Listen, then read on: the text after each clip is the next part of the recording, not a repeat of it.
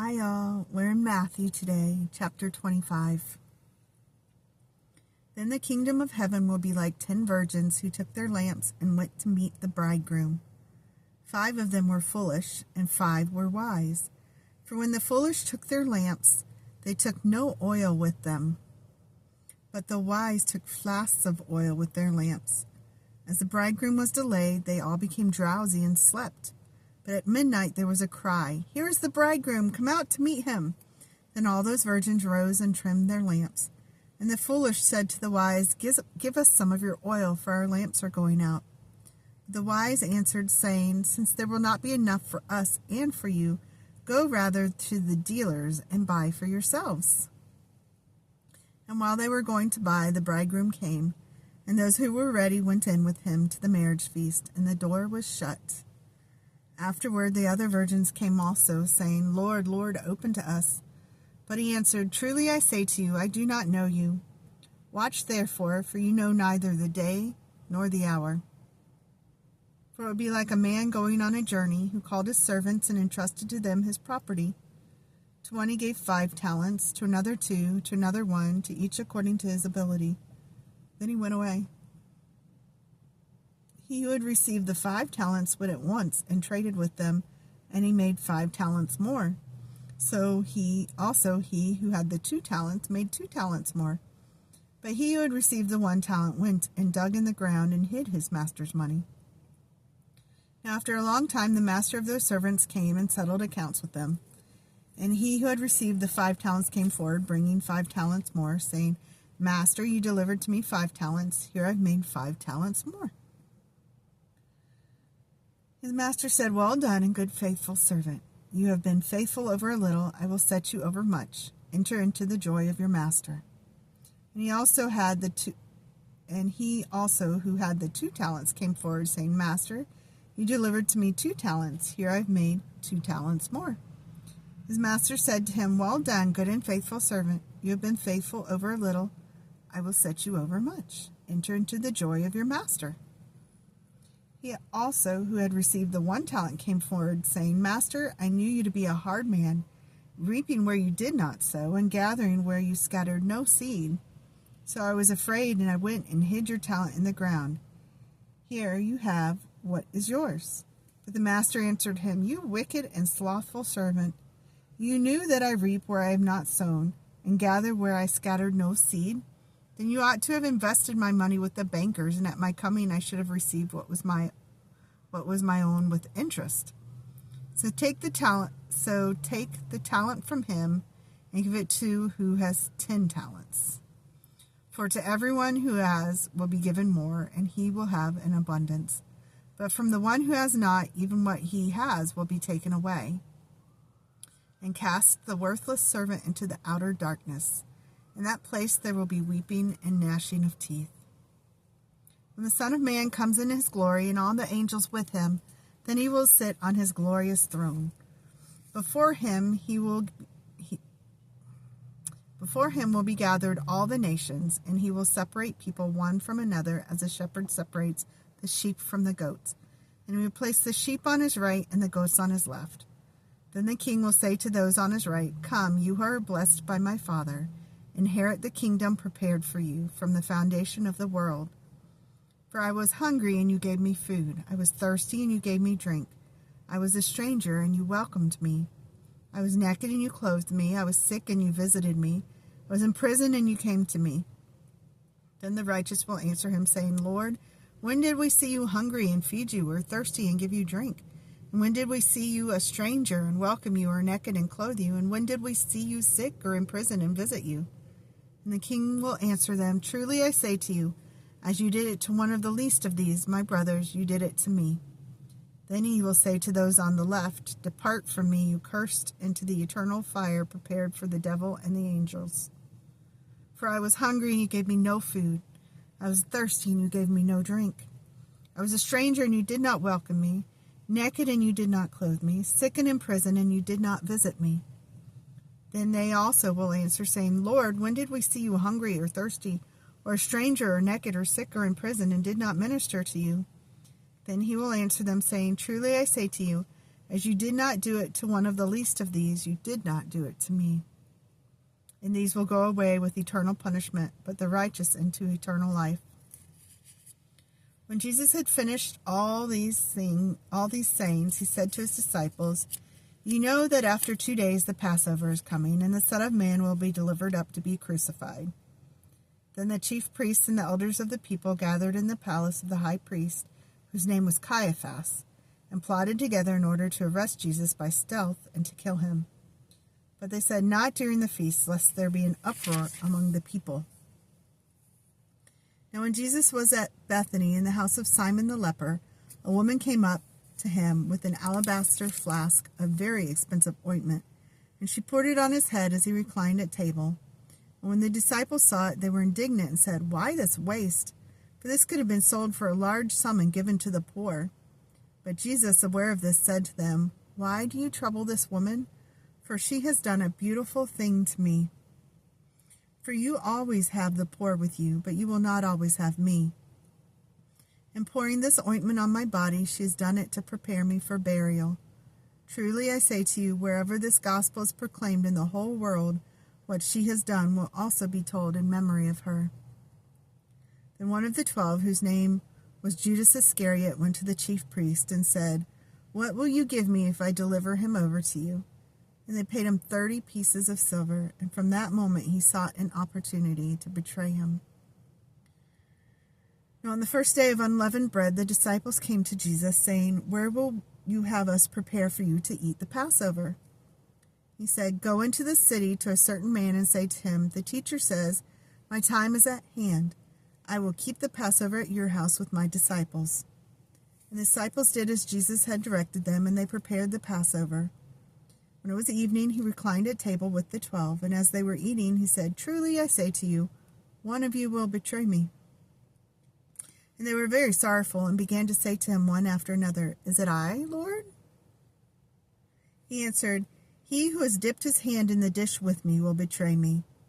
The Son of Man goes as it is written of him, but woe to that man by whom the Son of Man is betrayed. It would have been better for that man if he had not been born." Judas, who would betray him, answered, "Is it I, Rabbi?" He said to him, "You have said so." Now as they were eating, Jesus took bread, and after blessing it, broke it and gave it to the disciples, and said, "Take, eat, this is my body." And he took a cup, and when he had given thanks, he gave it to them, saying, "Drink of it, all of you, for this is my blood of the covenant, which is poured out for many for the forgiveness of sins. I tell you, I will not drink again of this fruit of the vine until that day when I drink it new with you in my Father's kingdom." And when they had sung a hymn, they went out to the Mount of Olives. Then Jesus said to them, "You will all fall away because of me this night, for it is written, I will strike the shepherd, and the sheep of the flock will be scattered. But after I am raised up, I will go before you to Galilee." Peter answered him, "Though they all fall away because of you, I will never fall away."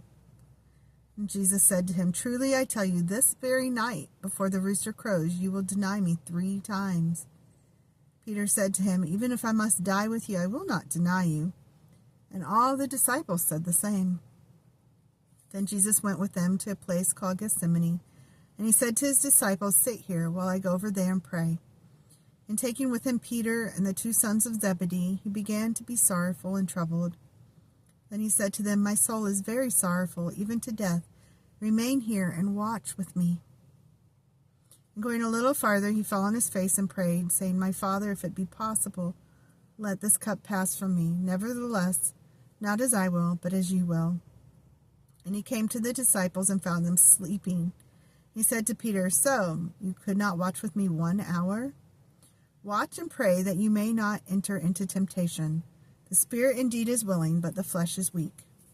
Again, for the 2nd time, he went away and prayed, "My Father, if this cannot pass unless I drink it, your will be done." Again he came and found them sleeping, for their eyes were heavy.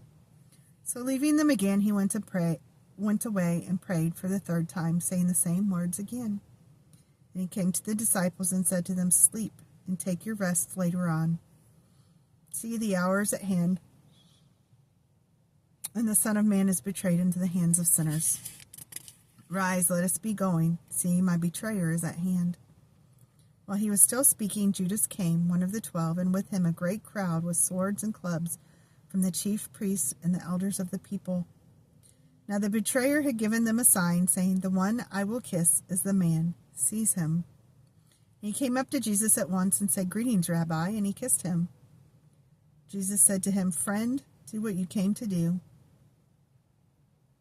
Then they came up and laid hands on Jesus and seized him. And behold, one of those who were with Jesus struck out his hand and drew his sword and struck the servant of the high priest and cut off his ear. Then Jesus said to him, "Put your sword back into its place, for all who take the sword will perish by the sword. Do you think I cannot appeal to my Father, and he will at once send me more than 12 legions of angels? But how then should the scriptures be fulfilled, that it must be so?"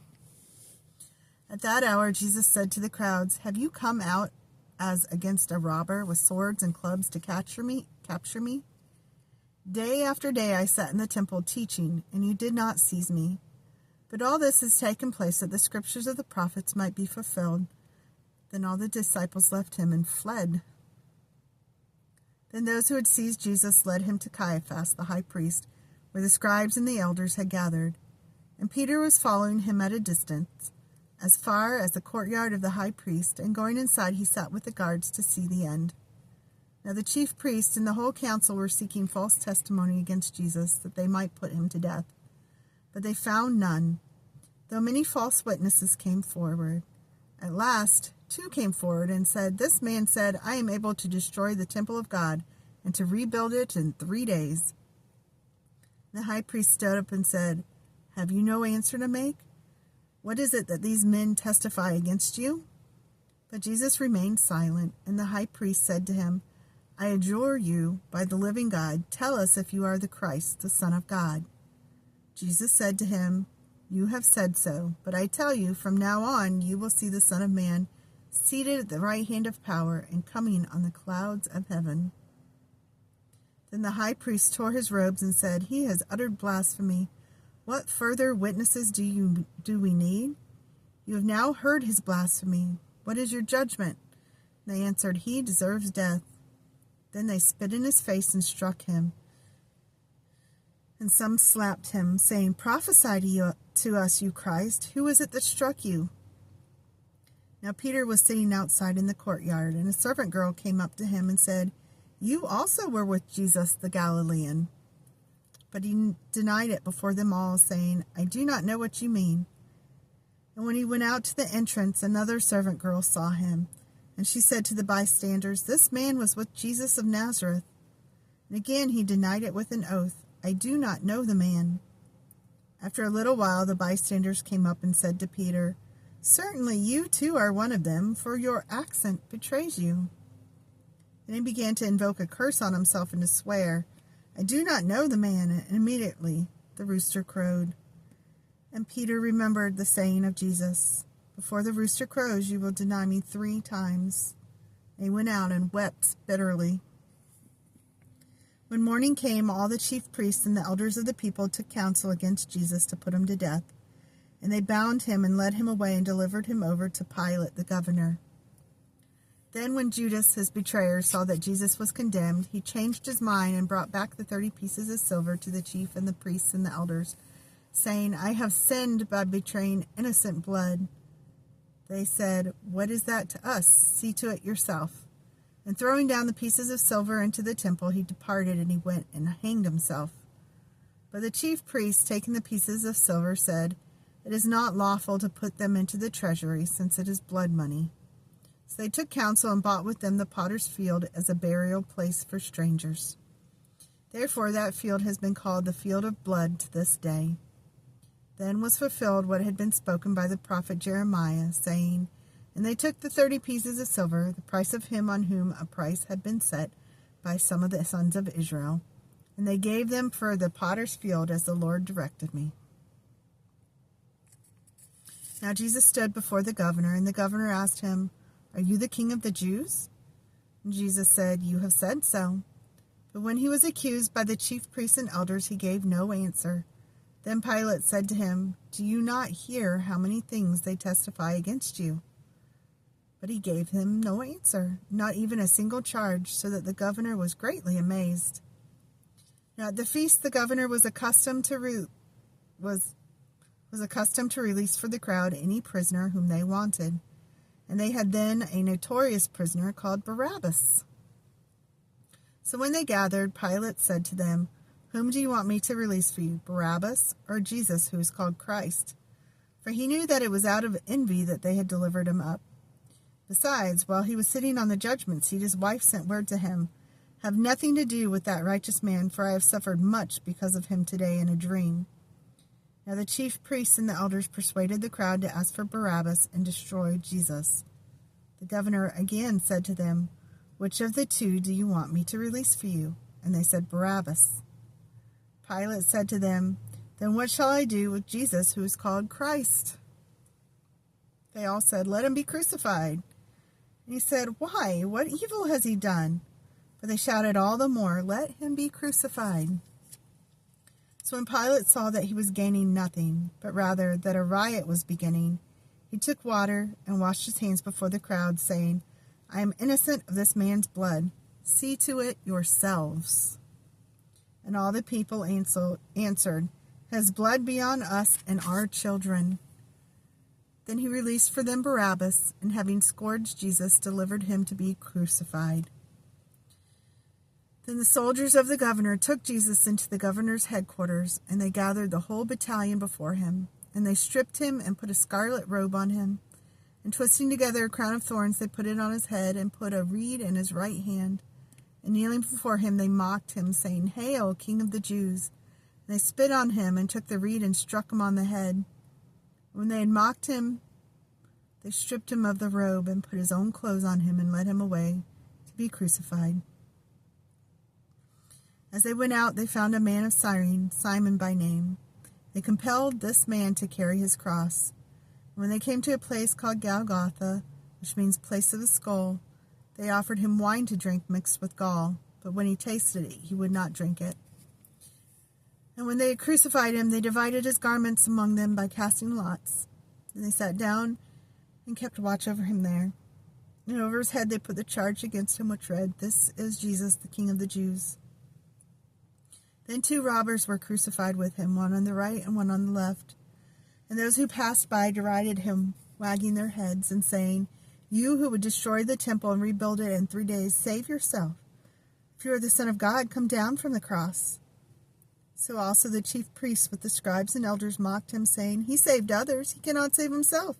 He is the King of Israel. Let him come down now from the cross, and we will believe him. He trusts in God. Let God deliver him now, if he desires him. For he said, 'I am the Son of God.'" And the robbers who were crucified with him also reviled him in the same way. Now from the 6th hour there was darkness over all the land until the 9th hour. About the 9th hour Jesus cried out with a loud voice, saying, "Eli, Eli, lema sabachthani," which is, my God, why have you forsaken me?" And some of the bystanders hearing it said, "This man is calling Elijah."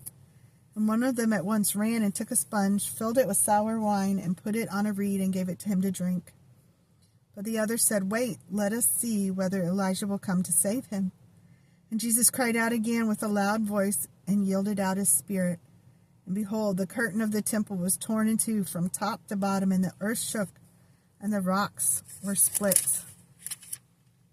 The tombs also were opened, and many bodies of the saints who had fallen asleep were raised. And coming out of the tombs after his resurrection, they went into the holy city and appeared to many. The centurion and those who were with him, keeping watch over Jesus, saw the earthquake and what took place. They were filled with awe and said, "Truly, this was the Son of God." There were also many women there looking on from a distance who had followed Jesus from Galilee, ministering to him, among whom were Mary Magdalene and Mary, the mother of James, and Joseph, and the mother of the sons of Zebedee. When it was evening, there came a rich man from Arimathea named Joseph, who also was a disciple of Jesus. He went to Pilate and asked for the body of Jesus. Then Pilate ordered it to be given to him. And Joseph took the body and wrapped it in a clean linen shroud and laid it in his own new tomb, which he had had cut in the rock. And he rolled a great stone to the entrance of the tomb and went away. Mary Magdalene and the other Mary were there, sitting opposite the tomb. The next day, that is, after the day of preparation, the chief priests and the Pharisees gathered before Pilate and said, "Sir, we remember how that impostor said, while he was still alive, 'After 3 days I will rise.' Therefore order the tomb to be made secure until the 3rd day, lest his disciples go and seal him away and tell the people, 'He is risen from the dead.' And the last fraud will be worse than the first." Pilate said to them, "You have a guard of soldiers. Go, make it as secure as you can." So they went and made the tomb secure by sealing the stone and setting a guard. Now after the Sabbath, toward the dawn of the 1st day of the week, Mary Magdalene and the other Mary went to see the tomb. And behold, there was a great earthquake, for an angel of the Lord descended from heaven and came and rolled back the stone and sat on it. His appearance was like lightning, and his clothing white as snow. And for fear of him, the guards trembled and became like dead men. But the angel said to the women, "Do not be afraid, for I know that you seek Jesus who was crucified. He is not here, for he is risen, as he said. Come, see the place where he lay. Then go quickly and tell his disciples that he is risen from the dead, and behold, he is going before you to Galilee. There you will see him. See, I have told you." So they departed quickly from the tomb with fear and great joy, and ran to tell his disciples. And behold, Jesus met them and said, "Greetings," and they came up and took hold of his feet and worshipped him. Then Jesus said to them, "Do not be afraid. Go and tell my brothers to go to Galilee, and there they will see me." While they were going, behold, some of the guard went into the city and told the chief priests all that had taken place. And when they had assembled with the elders and taken counsel, they gave a sufficient sum of money to the soldiers, and said, "Tell people, his disciples came by night and stole him away while you were asleep. And if this comes to the governor's ear, we will satisfy him and keep you out of trouble." So they took the money and did as they were directed. And this story has been spread among the Jews to this day. Now the 11 disciples went to Galilee, to the mountain to which Jesus had directed them. And when they saw him, they worshipped him, but some doubted. And Jesus came and said to them, "All authority in heaven and on earth has been given to me. That go therefore and make disciples of all nations, baptizing them in the name of the Father and of the Son and the Holy Spirit, teaching them to observe all that I have commanded you. And behold, I am with you always, to the end of the age."